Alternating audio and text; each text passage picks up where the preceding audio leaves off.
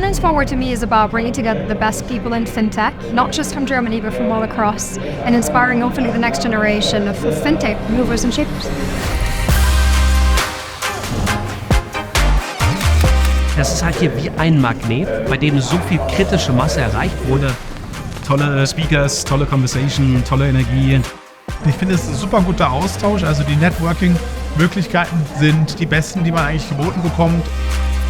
Wir haben so tolle Finanz-Startups von tollen Unternehmerinnen und Unternehmern hier aus Deutschland. Ganz wichtig, dass das Thema hier auch so eine große, tolle Bühne erhält. Finance is in every industry. It is what runs the business from a remuneration standpoint, an investment standpoint, and obviously a salary standpoint. So yeah, and talking about things that impact you every day, I think it's critical to understand.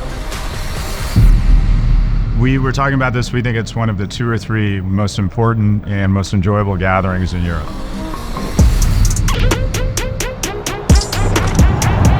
I mean, it's not to be missed because you see the who's who of, the industries. Das ist die Zukunft im Finanzbereich, dass man Innovation sehr stark vorantreibt, und das passiert insbesondere im Fintech-Bereich.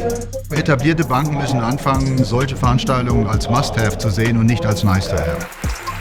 Wir müssen die Chancen der Digitalisierung noch sehr viel stärker nutzen, um unseren gesellschaftlichen Wohlstand zu erhalten. Und deshalb müssen innovative Persönlichkeiten zusammenkommen, sich austauschen, sich vernetzen. There's so many people here. It really is a festival. So the atmosphere, the excitement, everything what's been built over these past couple of years is one of the best events in Europe.